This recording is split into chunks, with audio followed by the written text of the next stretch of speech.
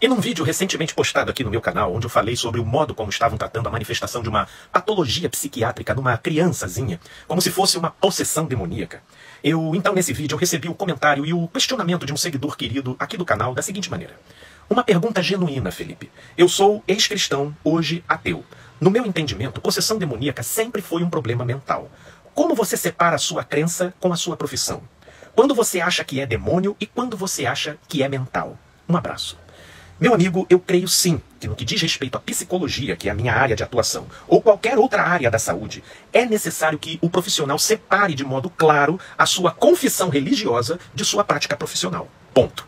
Profissional de psicologia ou de qualquer outra especialidade da saúde que fique induzindo ou sugestionando seus pacientes na direção de sua própria denominação religiosa está violando um princípio fundamental da sua conduta profissional. Ponto de novo. Eu, no entanto, meu amigo, nunca tropecei nessa questão, graças a Deus. E nunca gerei um desconforto ou qualquer reclamação por parte dos meus pacientes com relação a essa questão, porque em Cristo Jesus eu aprendi que o evangelho que ele trouxe é espírito e vida, e não um código doutrinário religioso fixo e rígido. Ou seja, quando você entende o espírito da mensagem do evangelho de Cristo, você não precisa mais ficar preso a ritos, a palavras, a usos e costumes que são exigências que caracterizam classicamente o comportamento religioso. E isso sim é um baita problema para a ética da prática profissional, principalmente na área da saúde. Mas eu, meu amigo, particularmente, falo frequentemente de diversas formas e maneiras sobre muitos ensinamentos de Jesus, como, por exemplo, os benefícios do perdão e do perdoar. Falo sobre as múltiplas vantagens do amor e do amar, em detrimento da mágoa e do ódio, e isso sem a menor necessidade de ficar citando nenhum versículo da Bíblia. Eu falo em transcendência, sua importância e poder em nossas vidas, sem, todavia, mencionar as nomenclaturas Deus, Jesus. Às vezes eu chamo Deus de universo, ou de força superior, ou na linguagem arquetípica de Jung, até mesmo de self.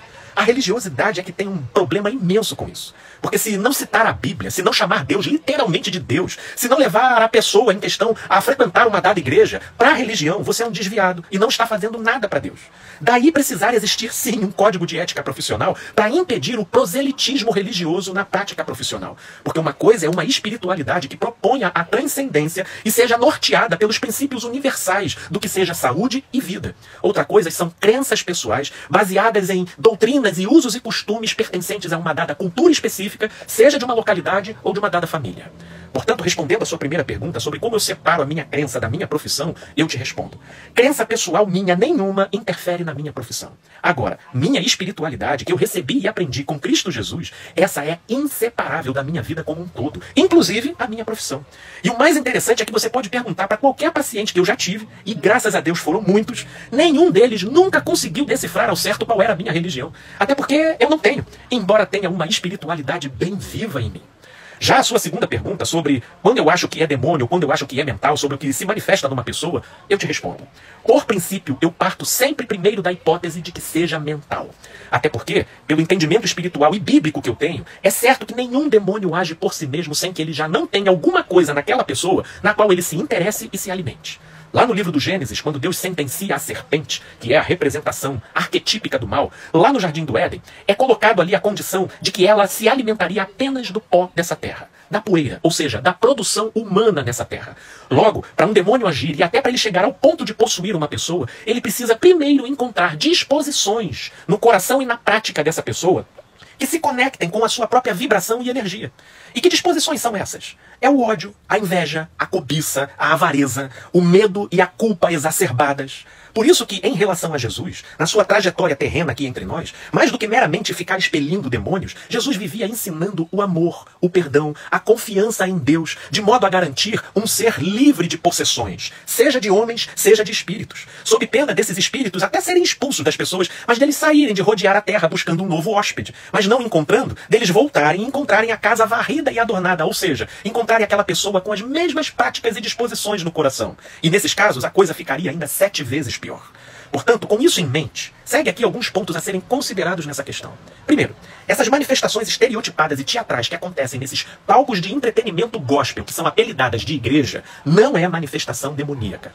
Né? De duas uma, ou são pessoas contratadas para fazer aquela encenação, ou são pessoas psicologicamente vulneráveis, que são provocadas pelas induções e estímulos do próprio ambiente religioso, e elas acabam deflagrando um quadro de histeria nervosa, que funciona nelas como se elas estivessem sob hipnose, sabe? E por isso elas interagem e correspondem aos comandos que o pastor dá lá do púlpito. Mas não é demônio não, é psicológico e humano.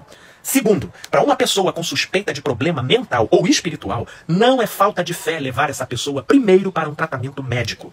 E levando ela primeiro para um tratamento médico, isso não piora o caso da pessoa. Pelo contrário, pode até melhorar, porque uma das coisas que os demônios se aproveitam nos indivíduos é da incapacidade da própria pessoa em lidar com as suas próprias emoções e impulsos. Agora, por outro lado, se você trata um problema mental primeiro como se fosse demônio, isso sim pode contribuir desgraçadamente para a piora da situação de uma pessoa que esteja mentalmente doente.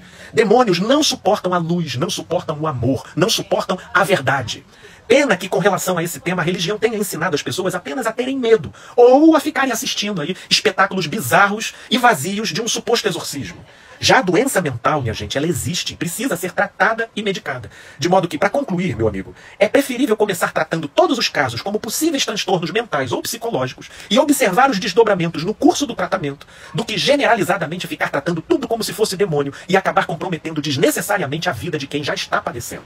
Porque, na verdade, a linha é realmente tênue entre uma possível possessão ou transtorno mental. Mas conciliar um saudável entendimento espiritual com um entendimento científico, casado com uma intuição, é possível, no caso a caso, você ir vendo o que é transtorno mental e o que pode ser espiritual. Olha, espero ter ajudado, ou no mínimo, espero ter aberto caminho para muitas reflexões, paz e luz, meus amigos e amigas.